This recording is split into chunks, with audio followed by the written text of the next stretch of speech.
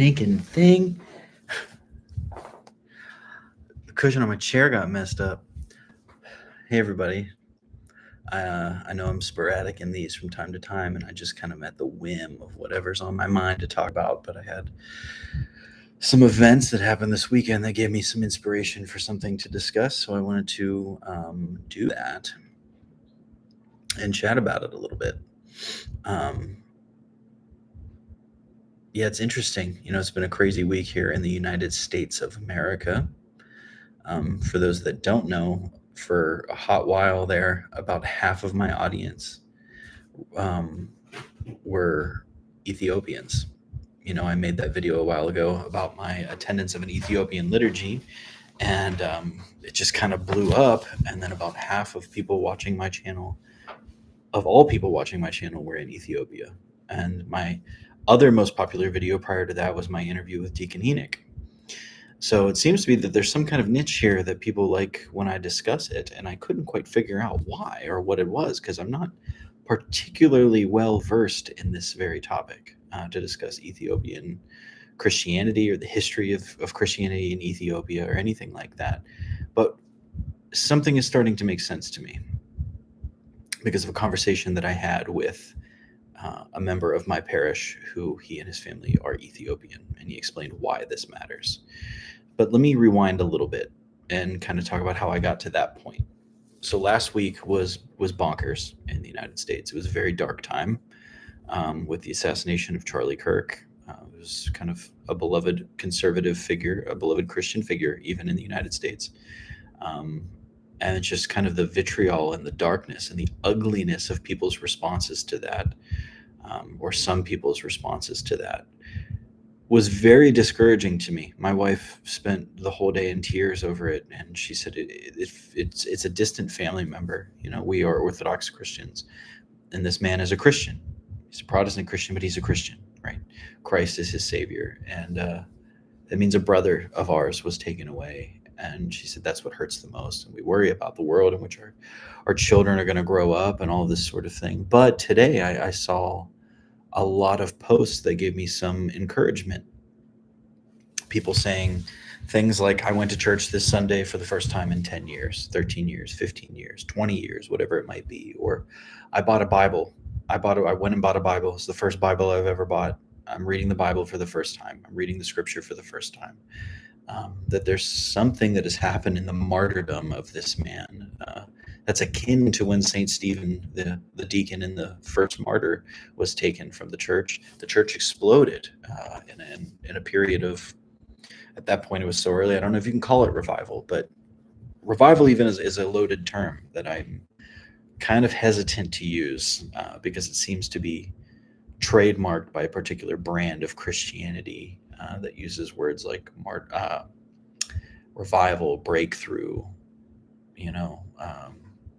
tends to be a type of prosperity Christianity, right? Which is what we're going to get into here. So I was looking at that and I thought, this is fantastic news. And my wife brought up a good point where she said, I'm interested as Orthodox Christians in the types of churches that these people were visiting, because there's a lot of different types of churches that people can visit when they go to visit for the first time. And it's unlikely that people did a ton of research into what type of church they might go visit. So they could have ended up at a Lutheran church, and maybe it was an ECLA or a more liberal Lutheran church or a more liberal Episcopal church or Anglican church or Methodist church, or you name it. And it tends to be that people that are falling on the more liberal side of the aisle, as it were, in terms of American politics, are the people that are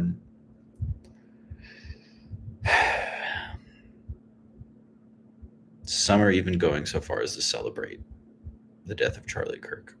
Now, I doubt there were any sermons preached. God forbid there were any sermons preached on this. Because regardless of whatever you may think, a husband and a father was killed. And yes, that was one tragedy among many.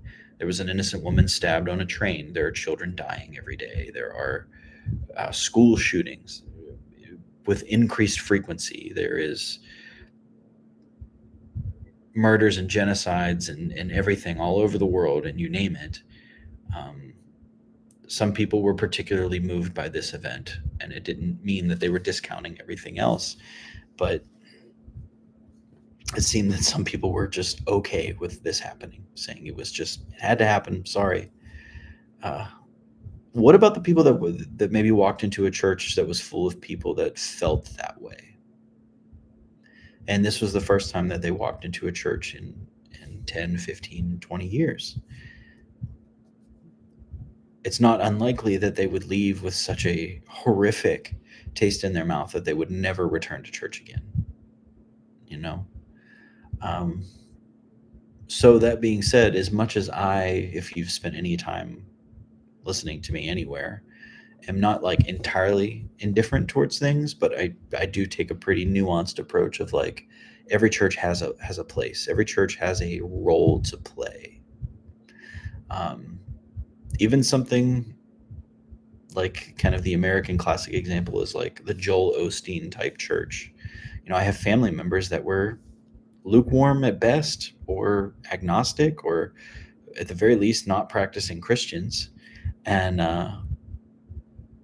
through some health issues and things like that, started listening to Joel Osteen and now have actual thriving faith, have moved past that, but have some kind of thriving faith in Christ now, and are like writing books about it and just like on fire for the Lord. I really want to make sure I pronounce your name right. Biniam, it's so good to see you too. I see you on other videos. I see you commenting on other people's stuff, and I love that we're like in the same circles, and like you've commented on a ton of my stuff. So I'm really happy that you're here. You're part of the family. So every church has a place, but not all churches are created equal.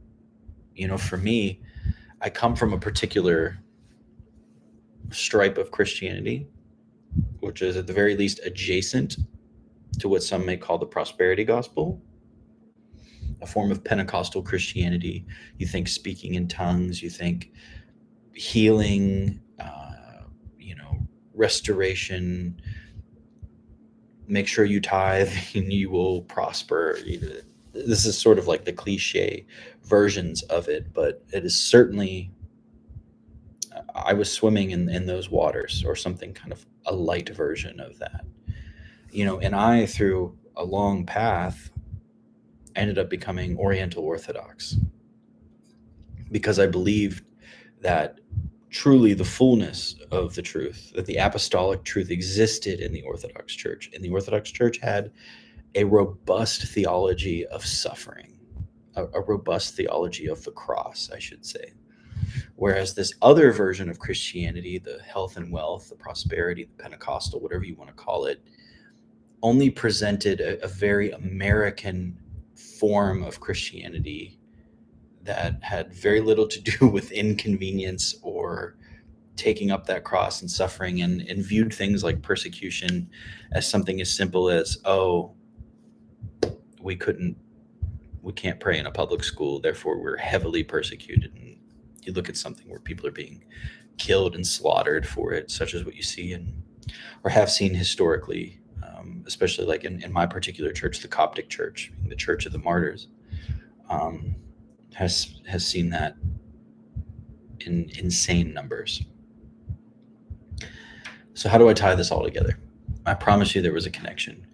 This weekend I was at a church picnic at our parish, and my friend, who is Ethiopian, was there. He was also at that Ethiopian liturgy in Pittsburgh that I visited.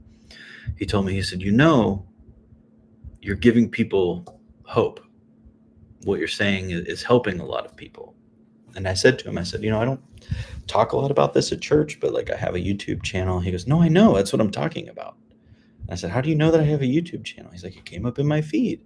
It's like, oh. He said, and I'm talking to people, I'm texting people back home in Ethiopia about this because, and I went and researched this today, the fastest growing form of Christianity, or the fastest growing kind of religious movement in Ethiopia, is this.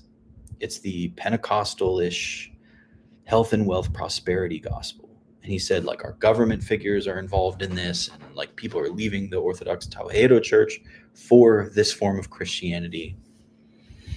because they look to America as like the pinnacle. They look to America as like, this is the path that we have to follow to be successful or to do well.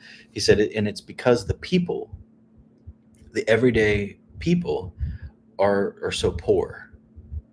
And this makes sense to me because I remember being in Kenya in 2016, and it was the same thing. All of the churches were going that direction.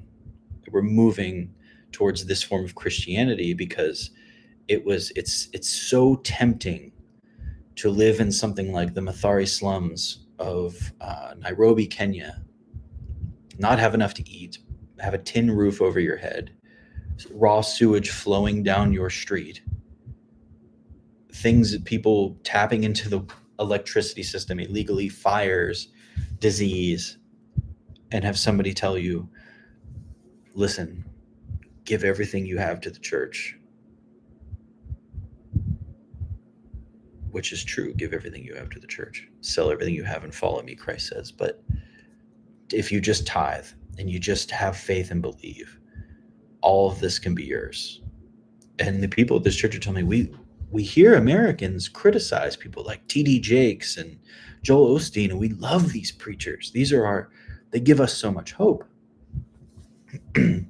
So anyway, my friend at church says, like, here you are, a former pastor in that world, and you're now part of our Orthodox church, and they see that there are Americans leaving that for what they've had all along.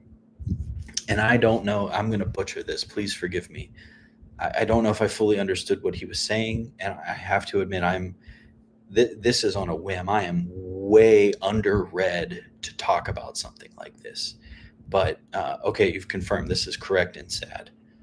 That there's a spot somewhere. He said there are spots in Ethiopia because, Ethiopia was Jewish before into Christianity. Christianity fulfilled its Judaism. So for 3,000 years ish, it has been a part of this kind of patrimony. And there are spots where there were altars erected for like animal sacrifices that had then later become churches in the Orthodox tradition that now are no longer in use, or perhaps maybe being used in these forms of like mega church type things. He's saying it'd be great if you could like go talk to people. And I said, well, I can't like readily just go to Ethiopia, but I can do something like this, right? I can make a video about it to tell you maybe my reasons,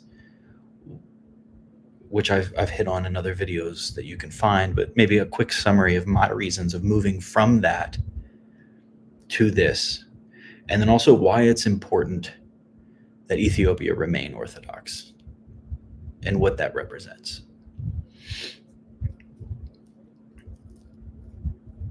So for me, the beginning of my kind of like movement from that form of Christianity to Oriental Orthodoxy was the recognition that everything was about me. And that what I read in my Bible indicated that Christianity was never to be about me as just an individual, but about me as a member of the church, which is Christ's body, which exists to bless and to preach the gospel and to suffer as Christ suffered in communion with one another and him. And not for me to kind of sing feel-good songs and kind of hope that I get a nice car and a big house and a bunch of money in my bank account and never get sick and all these sorts of things. For me, it was really looking at kind of the theology of the music, the songs that we were singing, the words on the page of these evangelical, if you can call them hymns, these worship songs, and counting me, I, we, us, 30 sometimes, and Jesus or God, or referencing God by name in some form, less than half of that. And I thought, man, this just doesn't check out. And then ironically, my church had a Messianic Jewish rabbi come and give a talk about the Festival of Booths. If you don't know what Messianic Judaism is, you can look it up if you want. You don't have to. And at the end, he blessed the congregation in Hebrew, chanting, and everybody went on about how they wished we had a tradition that was so beautiful. It seemed so in line with history, and maybe we should all just become Jewish or something like that. And I thought, well, the church has been around a long time. Like, certainly it has to have some tradition somewhere, right? So I started reading Acts, because everybody in that world says we're the early church. We're being the book of Acts. We're acting like the book of Acts and what we see in the apostles in the early church. So I thought, I get to Acts chapter 28. I'm like, what came right after that? And the earliest thing that I could find at the time was St. Ignatius of Antioch's writings. So he's writing in like the 90s AD. This is not that long. And if I'm not mistaken, like St. John is still alive at this time. Or I read like St. Justin Martyr, and they're talking about the liturgy, and here's the outline of the liturgy, and it's all centered around the Eucharist, and it's all centered around the bishop and all this. So I thought, okay, I got to find where there's a bishop, there's a Eucharist and a liturgy. And I looked at Catholicism, and I looked at, I actually really didn't look at Anglicanism at the time. I just looked at Catholicism and Orthodoxy, and I waffled between those for a very long time, or what felt like forever, as I thought both were making compelling points. And still to this day, I think with a little bit of intellectual work, or like shifting a lens one way or another, I could have gone either way in that. So I completely understand why people become Catholic, or people become Eastern Orthodox, or whatever it is. And I ended up going Eastern Orthodox for a while. And then I was running into the issues of like kind of the ethnophilitism of it, and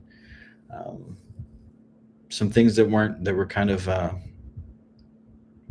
it created more problems for me in terms of the relationship between Orthodoxy and Catholicism, where I thought, like, man, Orthodoxy really seemed to affirm all of this stuff, and I know Catholicism is developed and all of this. And then I accidentally stumbled into a Coptic church one day, and it was just, the intellectual games stopped for me. It was a liturgy of the people. It was folky. It was children crying out to their father. It was beautiful. It was simple. It was profound. It didn't have any of the fingerprints of the empire on it, because with the empire's fingerprints come things like wealth and power and prosperity.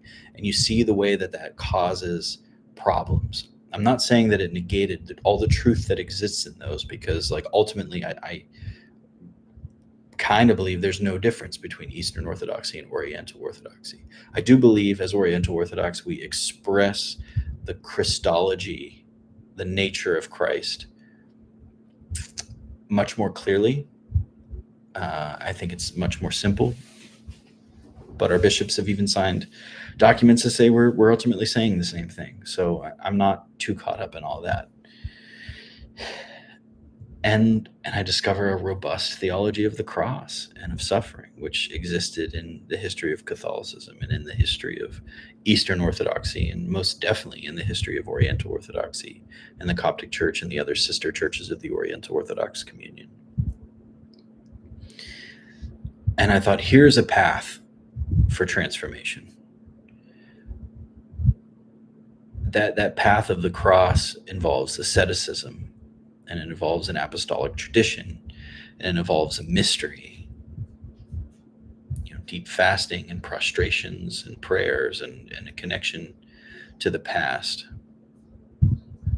Keep in mind, I'm skipping over a lot of different things here. This is meant to be kind of a cursory overview. And what I found in Pentecostal Christianity was something that moved me emotionally every time. It was a formula that worked. It was kind of ironic. A friend of mine who ended up becoming Ethiopian Orthodox said to me, he goes, "It's funny that the Holy Spirit always seems to move when the drums build in the song." I said, yeah, that is funny, isn't it? And right at the crescendo, the crest of the hill of that build is when everybody starts speaking in tongues or lifts their hands, or the moment the downbeat hits of the first song, people have their hands raised and they're having this emotional response. But you get tired of being moved, but never actually moved anywhere else. You're never transformed further down the path of the image and likeness of Christ towards the kingdom of God, right? Like it's just maintaining this thing, and in a lot of ways it becomes like the drug culture. Like you find that a lot of people in the Pentecostal tradition came from like hippies from the 60s, and they basically traded in one high for another.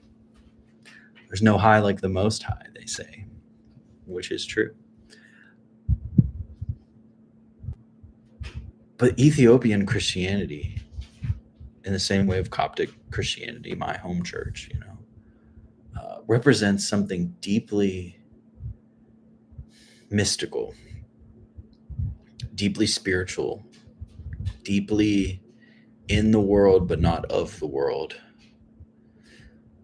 Kind of this, I don't know, edge of reality, this borderland, especially the little that I understand. And please, I want to be educated on this. I plan on reading more. Like I just read a copy of I wish I should grab it, but the Kebra Nagast. I was going to do a whole stream on the Kebra Nagast, and like as I read these stories about like this connection between like Queen of Sheba and Solomon, and like their son, and like this story about who was it? I think the queen was going, she hurt her foot or something, and like a bird flew off to the Garden of Eden and brought back a branch, and like a piece of wood was used to build the doorway through which she walked, and she was healed, and like it turned into a hoof. And there's like all these crazy stories. It's really on the fringe of everything, but it holds like this truth and this mystery that's I think so important to the way that we can look at reality, and so important to the way that we can understand all of the events in the world, like a symbolic lens that's in the mind, the apostolic mind, the tradition handed down through the ages. Whether it's factual or not is not the point. Sorry if you can hear my dog's claws on the floor. The point is that it shares a truth. And I think if we lose that, if Ethiopia ceases to remain Orthodox in existence and in mind, we start to lose that framework. It's passed down to less people. And if we're not careful, I'm not saying that, I can't say this because it's true that the gates of hell will not prevail, right, against the church. But it can get dark for a while, just as though it's getting dark for a while in a place like America right now, especially politically.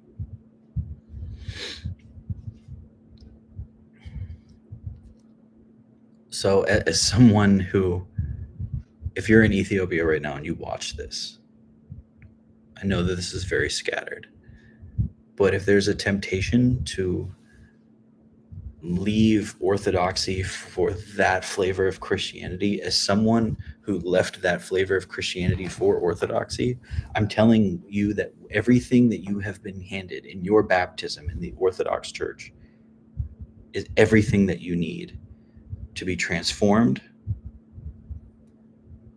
and to start living a life in step with heaven now. And you don't need all of that stuff. Dig deep into what you have. Learn to understand it, because that's something that even somebody in my church told me. She's grown up as a Coptic Orthodox Christian, baptized as an infant. She said, I was really considering leaving the church when I left home to go to college or whatever, because it just was too weird here in America, at least. Or, I didn't really understand it. Like, I was told to do things, but I was never told why. And I didn't understand a lot of it. And as really being more American than Egyptian at this point, I don't always understand the language and all these sorts of things.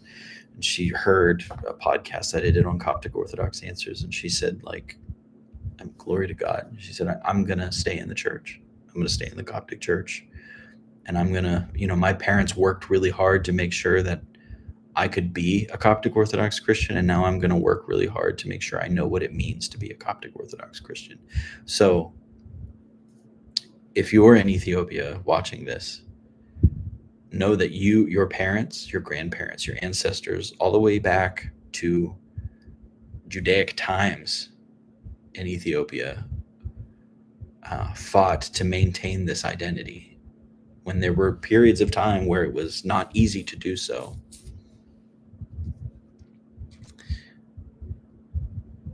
The best way you can pay that back is to put in the effort to understand the treasure that you've been given in this and help share it with the world. Because there are even Americans now that are converting to the Ethiopian Orthodox Church. And it's just so interesting to watch. It seems in particular like Eastern Orthodoxy has been exploding in America. Traditional Catholicism has been exploding in America, but it seems like now Oriental Orthodoxy is starting to have like its day, as it were, and is experiencing a lot of unprecedented growth for a community that's really only existed in the United States since the 1960s, maybe. Just this last weekend, for example, like my family, we were the only all convert family in our parish. There were a few people that converted for marriage, and many of them have learned to love the church, and it's become their spiritual home for real and honesty. But it was probably not their initial intentions in becoming Coptic Orthodox. My family was the first family that sought it out and converted because of the faith first. This last weekend, I helped lead an Orthodoxy 101 class in our parish, where we had three people, all Americans from different ethnic backgrounds, each one a different ethnic background, interested in the Coptic Orthodox Church. And there's 3 others that are going to join us next time. So in the last year that I've been in this church, now 6 more people are showing up. And I know that sounds like nothing. It sounds like a small number, but like this is a parish that has existed for 50 years and has never seen that before. And now it's happening. So we need you to remain Orthodox in the same way that we need, Orthodox Christians in Egypt and Armenia and everywhere else to stay with it. Here we go. Here's a good comment. I wish I could. Can I pull this up on the screen, for crying out loud? That's okay. Binyam. Some people are leaving and others are coming in. Some who left are even coming back. The church is teaching those who are in it. I don't think Ethiopia can make it without the Orthodox Church. Yeah, it's the identity, right? I mean, and it seems to me, and it's different than maybe in some of the other Orthodox expressions. Like in Serbia or Russia, for example, it's like to be Serbian is to be, or let me flip that. To be an Orthodox Christian, truly what it means is to be Serbian. That does not strike me as the truth in Coptic Orthodoxy or perhaps even Ethiopian Orthodoxy, from what I've understood. And I think, it's not like the Serbian church has been without persecution. It most certainly has. The Ottomans and all this sort of stuff. But it seems to be like, I don't know. And again, that's not to say that that's true for everybody. I'm painting with broad strokes based off of my my own experience. Let me grab this. I feel like there was some things in here that I wanted to share about.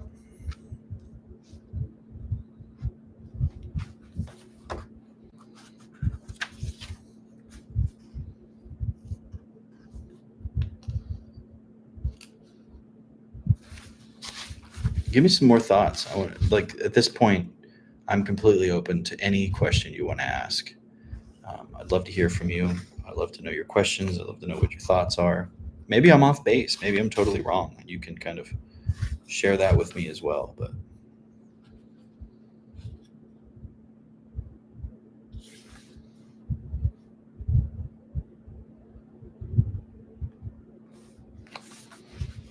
there was something in particular I wanted to find in here and talk about.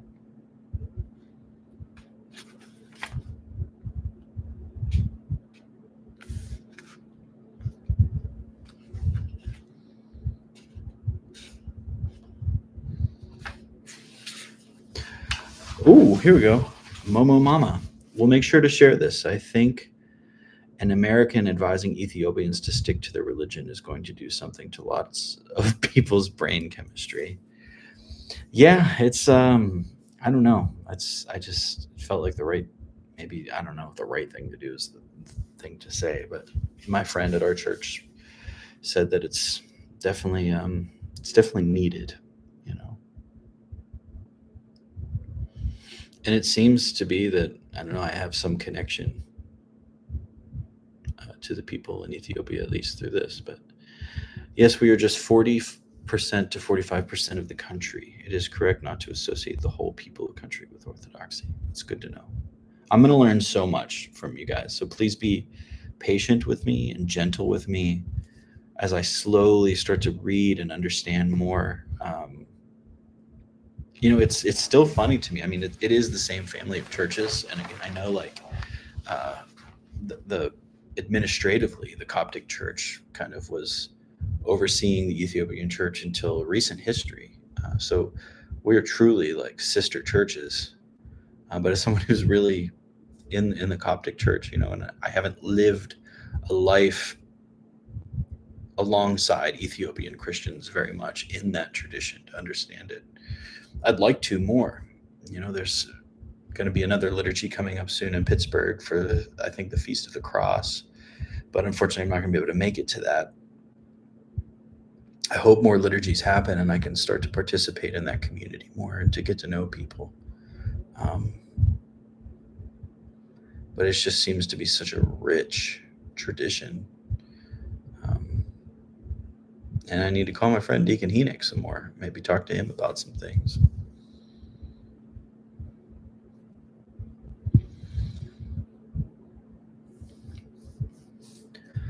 All right. I'll put in the call for final thoughts or questions. I don't want to spend time digging through this to try to find what I wanted to share with you. Maybe I still need to do this another time. But another book that I'm looking at is The Sign and the Seal by Graham Hancock. I've been told is a good book. I think that largely has to do with the Ark of the Covenant. So I do want to read about that. People have given me lots of suggestions in the comments. I need to sort back through that and find some things. It's hard, to find time to read everything or even to get started. But yeah, share this with anybody you think would be helpful. Always, there's the typical stuff. You can like, subscribe, comment. That helps get it in front of more people. And if you truly do believe that it is something that is beneficial to people, then that sort of stuff helps. And it's a free and easy way to support what I'm doing, as little as I do it and as full-hearted as I am in doing it. And then you can always join and support in the locals community.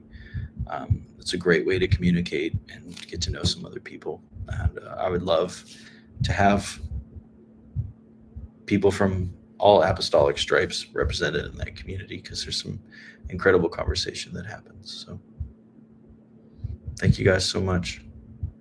Appreciate it.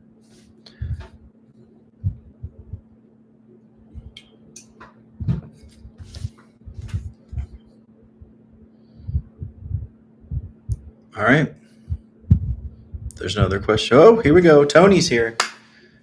Coptic Orthodox, you give our church its position with people that don't know. Thank you, brother. Please continue your service. Thank you, Tony. That's really sweet of you. I talked to our priest. I said, Abuna, there's times that I do this and I'm like, what am I doing? Do I really have any right to talk about this stuff? I've been so inconsistent over the years, flipping and flopping to different places. But then I shared with him a couple of the comments that I got recently. People coming from Jewish background, a Muslim background, coming to Christ, and said that at least in some part, some of these silly videos that I make have played a part in that. And he told me that it is part of my service in the church and I should keep doing it. So through his encouragement as my father of confession, through your encouragement and your prayers, I will do that. Yeah, I talked to Deacon Henoch, says Biniam. He's a really interesting dude. He sure is. He's so smart. He's wicked smart. I should get set up to do some kind of maybe interview style live stream again, which would be great.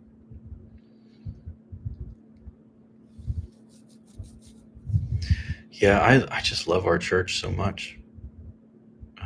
And I'm really interested. I've seen an increasing number in America of these sort of like pan-Oriental Orthodox liturgies, and all the traditions represented. There was recently one in Long Beach, I believe, at Abuna Lazarus's parish, Christ the Good Shepherd, where it was really cool. Afterwards, they were doing sort of the mezmers and hymns, and the kettle drums were out, and the Coptic symbols were going, and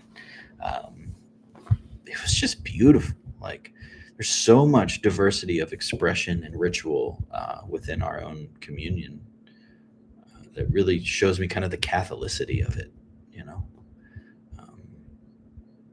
which was interesting. When I was even considering becoming when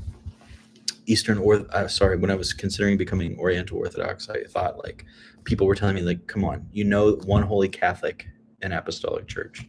They might be one, they might be holy, they might be apostolic, but is it truly Catholic? It's like hiding your light under a basket. And then I really see it. It truly is Catholic. It truly is universal in that way. I just heard a story of a bishop in South America that went there as a missionary and started with one Egyptian family who later moved out of the area. But this priest has like brought up I think it was Brazil, an entirely Brazilian congregation. This bishop, the priest, is Brazilian. All of the parishioners are Brazilian. They're Coptic Orthodox, but it is uniquely Brazilian. It's fascinating to me. Neri Garcia, do you ever miss the Eastern Orthodox tradition? I do sometimes. I actually still keep a number of those traditions from the time that I spent in the OCA. So I learned a lot of the Russian customs, especially the home traditions that just got deep into my soul. It's very similar to the Ukrainian tradition in that way. And then there were some things from my time in the Serbian tradition that I've kept. So like, again, these are just like lower T traditions. For example, for Christmas, we plant wheatgrass on the Feast of St. Nicholas, and we let it grow until Christmas Day. And it's kind of the symbolism of, unless a seed falls into the ground and dies, new life can't sprout up. And then we put hay all over the table and under the table, and like some leaves that we clip from the trees in the backyard. It's in the dead of winter.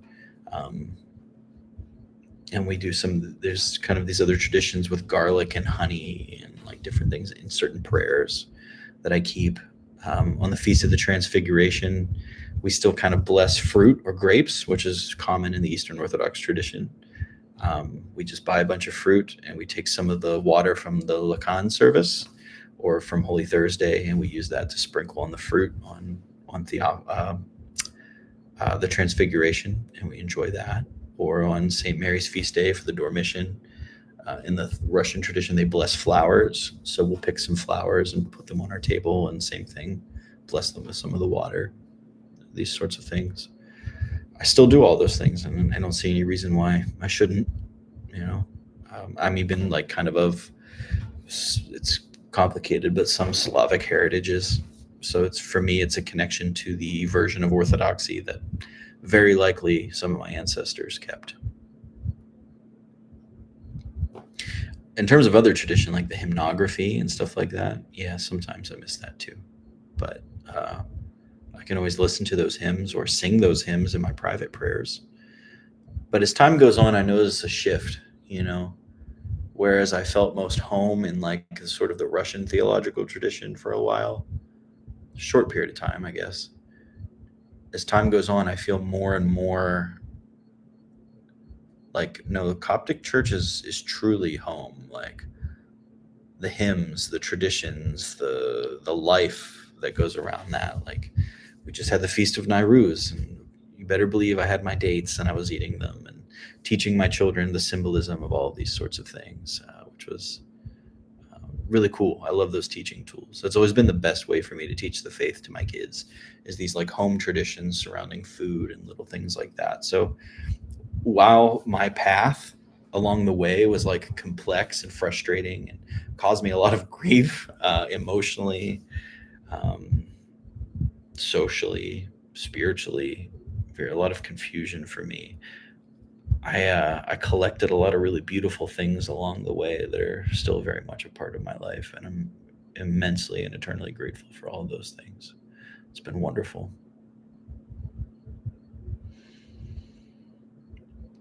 This is my favorite, by the way, everybody, when people ask questions and give me some things to think about and to talk about. So please, I know I have this tendency to be like, okay, it's been quiet for a minute and a half, I'm going to shut it down. Maybe I'll just be okay with dead air while I wait to see if you have anything else to say, because I love it. I love interacting with you and getting to know you better and hearing your thoughts.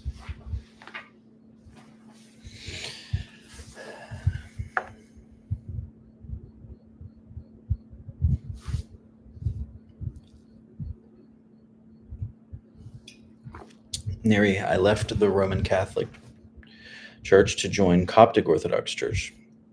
My family loves it. I've grown to love the Psalms through the Agbeya, joining the Coptic Church. My scrupulosity.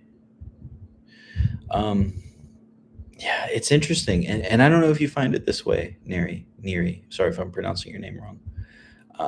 Healed my scrupulosity. Yeah, it's healing mine too, by the way. Abuna, anytime I sit with him for confession, it's just like, it's so therapeutic and so like, I don't know how to explain it, but there's these interesting similarities too, between the Coptic Church and the Catholic Church, the Roman Catholic Church. I feel like that makes it a really interesting bridge between East and West, the Coptic Church, that is. So even the parts of like Catholicism, I don't even know if I can fully put flesh on the bones of what I'm saying. All the things I loved about Catholicism, as I investigated that, I feel like I was able to maintain a connection to, in a way, in the Coptic Church, whereas in the Eastern Orthodox communion, I always felt like I was told that I had to completely reject those things, which was difficult for me. And the Agbeya is absolutely phenomenal. It's been my favorite way to pray. Of all the prayer books I've had, I think it's amazing. And I think this is an argument that I was making. Abuna asked me this one time. He said, we have a girl coming to the parish who is a Catholic and loves her rosary. And he gave her some wonderful advice, but I told him, like, there's nothing wrong with the rosary, obviously. Like, pray it. I can understand maybe some like theological objections to meditating on the mysteries or whatever it is in a certain way, and any kind of imaginative faculties. But the rosary is the Psalter on beads, in a way. It's a miniature monastic practice. So ultimately, it finds its fulfillment in praying something like the Agbeya. So in the prayers to the Theotokos and the Agbeya as well, like, really should be a beautiful fulfillment of that. And it might even come to pass one day that this person decides, like, okay, I don't necessarily need to pray the rosary as such anymore. But even if that never happens, that's totally fine, in my opinion. In fact, I might even join in with some of my Catholic friends for a rosary every now and then, because I think it's a beautiful prayer. Like, I love a good rosary walk. Early morning, do that. Most of the time I just pray the Jesus prayer, though, because that has become my radical way of interceding for people. The monks at the monastery, St. Anthony Monastery in California, kind of taught me this new way of praying the Jesus prayer, which was like, take some kind of manual labor, and while you do it, pray the Jesus prayer, interceding for others. So, Lord Jesus Christ, bless my son, raise him in the faith, protect him from all the outside influences of the devil and of the world, and have mercy on me, a sinner. So he's like, you get the benefits of the work, you get the benefits of the intercession for others, and you get the benefits of asking for mercy yourself. Sorry, that was a tangent. Tony says, I was worried you would shut it down before I got my first comment in. Yeah, sorry for being too hasty. It's a problem that I have. I'm impatient. Neri says, yes, the Agbeya is formed so you see Christ in the Psalms every hour. I live in California, so I go to Holy Virgin Mary in Highland Park. Very cool. I've not spent much. I actually don't know like what area of California that is, but I assume that means you're familiar with the monastery that I just referenced. I also pray the rosary from time to time. God bless. It's funny to me, like, again, when I was at the monastery, they have these statues of St. Mary, and it's always the ones that have like the miraculous medals on them, which is like clearly like teaching the Immaculate Conception, which is not something that the Coptic Orthodox Church adheres to. And I bring it up, and they're like, who cares? It's St. Mary. It's like, yeah, it's St. Mary. There's so much freedom in that. They're so unthreatened by these sort of things, as though like having this statue of the Blessed Virgin is going to corrupt your theology. It's like, it's not what I'm looking for when I'm looking at it, It's been interesting. Tony says, you were blessed with patience and humility and love. Ah, God be merciful to me, because I am very impatient. It's a problem. I'm trying to curb my ambition for the sake of the kingdom. I hope that I become humble someday. Even in my attempts at humility, it is nothing but my pride on display. Love, I love. I hope I can love well. Continue your ministry through your prayers, brother Tony. I will continue my ministry, if you can call it that. It's just silly videos. Vinium, I really want to pray a lot, but I always mess up after a while. I can't stick with it. Any tips? I was actually just thinking about this tonight when I was praying my evening canon. My evening canon from my spiritual father is pray Compline, pray the 12th hour, and just do one psalm. And I thought, oh man, I missed it last night because of something, whatever happened. And I thought, man, I can't even be faithful with that. Like, it's one psalm out of it. And it seems to be that, like, oh, that's my chair. I saw this thing and I was like, is there an egg? What is that? It's a piece of my chair. Yeah. Okay. Lost my train of thought. Oh, if I can't even be faithful with that, like, how can I grow in prayer? I want to do these things. It's just become that, like, I recognize that the only thing I have to offer is prayer. Like, a shift happened in my mind where for a long time for me, and maybe this was still a hangover from my Pentecostal days, prayer, the beauty and the richness of Orthodox prayer, was still about me getting an emotional high out of it, or like a feeling, a peaceful feeling. And then when prayer became less about me getting a feeling out of it, but standing first, it started with me trying to take seriously my role as kind of the priest of my home, to intercede. Like, what does a priest do? He offers sacrifice. So to sacrifice, make a sacrifice of praise, a sacrifice of prayer for my wife and my children, it became more about a faithful duty than a feeling. The feeling still comes a lot of the time. But it was that there were other people depending on my prayer more than just my emotional state. It helped me to pray more, So whether it's the Jesus prayer on a walk in the morning, interceding for different people with every knot of the rope, or praying along with hymns, or just talking to Jesus throughout the day, just casually in my mind and in my heart, or every time I look at an icon in my home that I pass. I've got at least one in every room, sometimes to my wife's chagrin. And then keeping my Agbeya prayers in the evening and going to the liturgy as often as I can. Don't know if that's helpful. The emphasis on humility, says Neri, is another thing. I noticed differences from the clergy in the Roman Church and the Coptic Church. Bar none, I had never experienced. We are very blessed in the Coptic Church, and I don't know what it's like in maybe the Ethiopian Church, or even the Armenian Church, or the Indian Church. The priests, we have phenomenal priests, absolutely phenomenal men of God who have sacrificed so much and are so humble and so loving and beautiful in the Coptic Church. And I don't know if it has to do with the process of selection, where it's kind of like you're called out of the congregation. I remember knowing like a lot of Catholic friends who would pursue the priesthood, or in the Byzantine tradition, the Eastern Orthodox communion, you kind of go to your priest and say like, I'm considering this.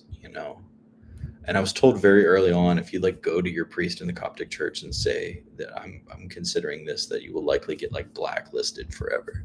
But rather, your congregation notices your service and notices your demeanor and your life of prayer, and kind of nominates you. So your bishop has to say yes, your priest has to say yes, that you would maybe serve with.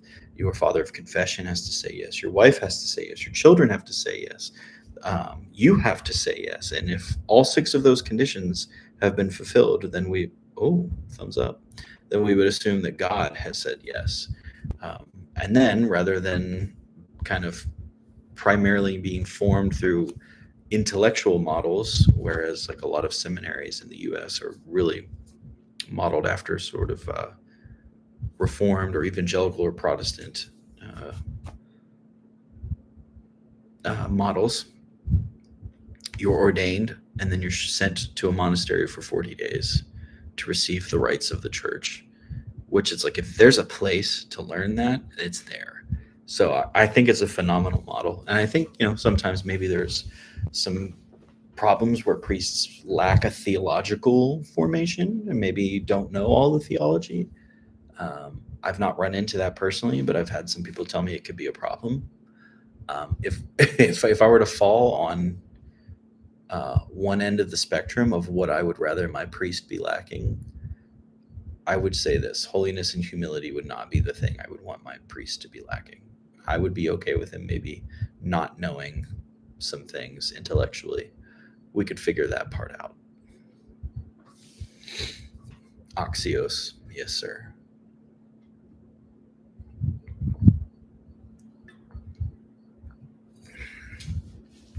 I was watching a video today of someone's baptism. I love that part, worthy is name the Orthodox Christian. I cry every time I see a baptism. This last Sunday, there was a baptism of a baby in our parish, and they did the procession and the I can't remember the undulation, the kind of, what I'm talking about, the trills that the women make. Just the joy in celebrating that baptism moves me to tears every single time. So you have to go through the room where our baptismal is to get to another part of the church sometimes. And all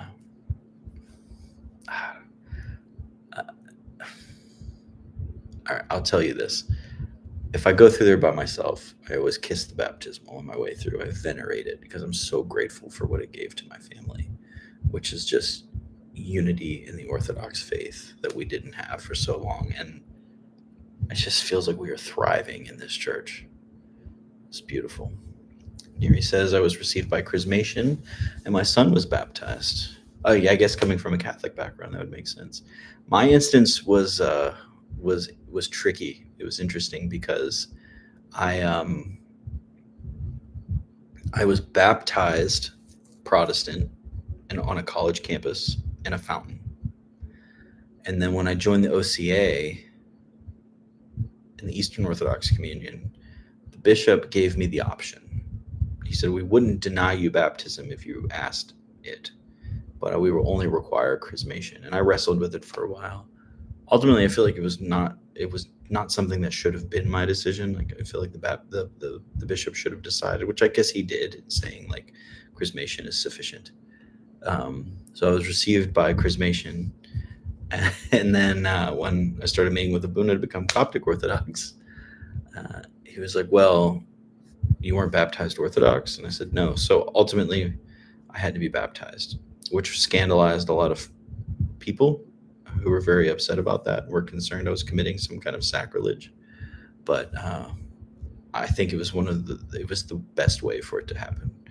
In fact, a really good friend of mine from our parish told me, he was like, dude, it was the Book of Acts, which was the thing I was talking about earlier. I wanted to live in continuity with the spirit of the Book of Acts, He said, and his whole household was baptized. He goes, dude, I saw that happen, and it made me realize what I was given in the Coptic church to see this, white American man with his wife and children all be baptized into the church at the same time by their choosing, not just to marry somebody, not just like willy-nilly, but because they sought out the faith and they sought out Christ in this Orthodox way, and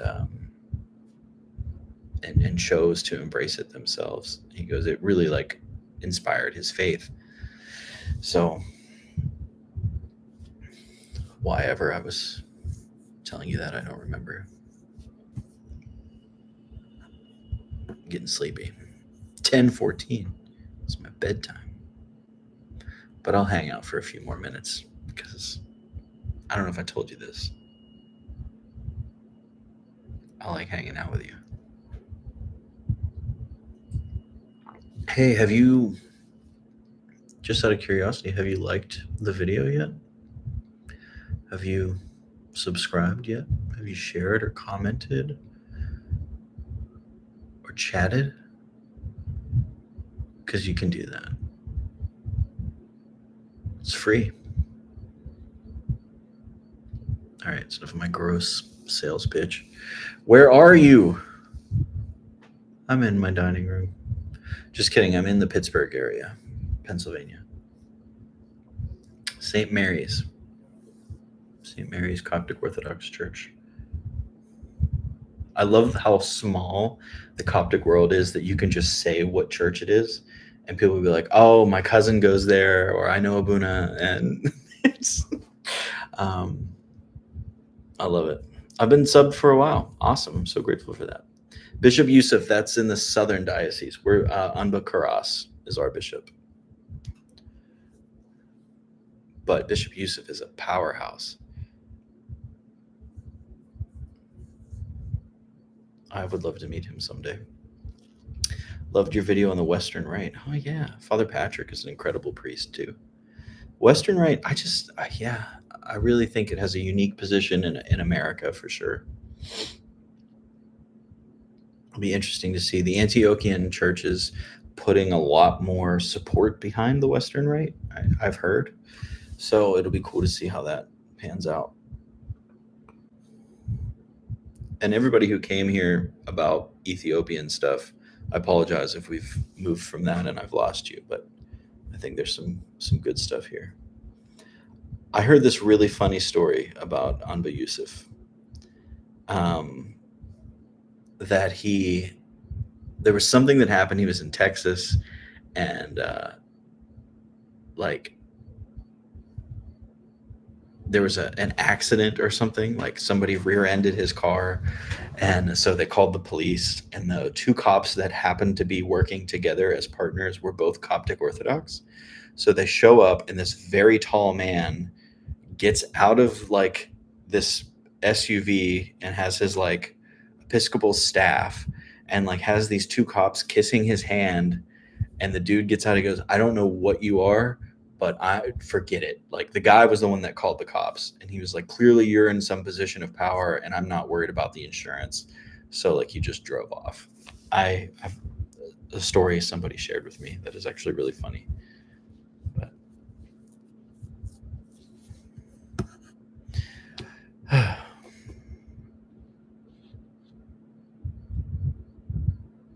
y'all are the best. All right, for reals now, I'm going to wind down. But this has been awesome. I'm going to continue to try to come up with cool stuff to talk about. But yeah, in summation, if you or someone you know or love is really anywhere and considering leaving the apostolic tradition for a modern American form of Christianity, reconsider it. Reconsider the prize, the treasure that you've been given. My only caveat to that is if it's go that way or lose your faith altogether, do whatever you need to do to hang on to your faith. Jesus is good. He's merciful. He's gonna walk with you. So just love him with your whole heart, mind, soul, strength, and love your neighbor. All right, thanks for being here. Peace to you all. I will keep you in my prayers, and please do the same for me and my family. That means the world to me. See ya.